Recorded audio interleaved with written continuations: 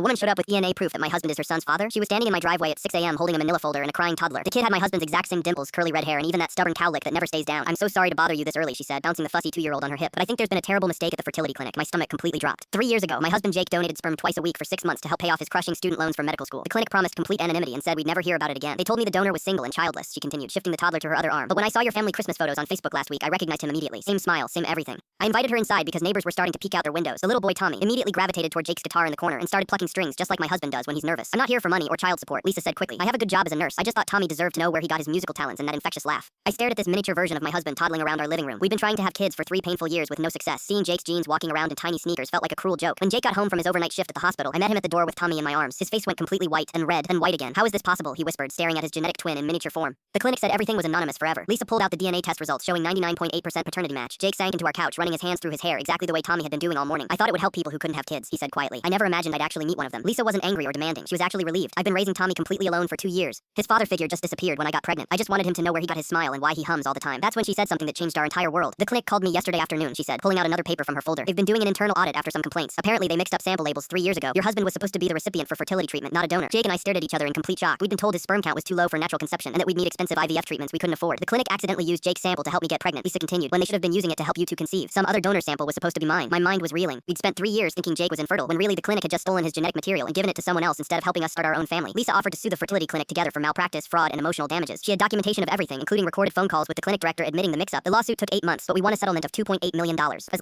the clinic lost its license and had to pay for all our future fertility treatments. Jake and I used the money for 3 rounds of IVF. Our daughter Emma was born last spring with the same red curls and musical talents as her genetic big brother Tommy. Lisa and I became unexpected best friends through all the legal proceedings. Our kids are technically half siblings, so we spend holidays together now. Tommy calls Jake Daddy Jake, and Emma giggles every time her big brother plays guitar for her. The clinic director lost everything and now works a regular doctor's office making minimum wage. Sometimes the universe has a weird sense of justice. Last week, Lisa moved into the house next door that just went up for sale. Tommy and Emma will grow up together like the siblings they actually are. The mix-up that destroyed our fertility dreams ended up giving us the most beautiful extended family imaginable. Sometimes the most complicated mistakes lead to most perfect outcomes. Tommy's biological donor turned out to be a convicted felon. The clinic never properly screened. Lisa dodged a bullet while we got the family we'd been praying for. Sometimes the most beautiful families come from the most complicated mistakes.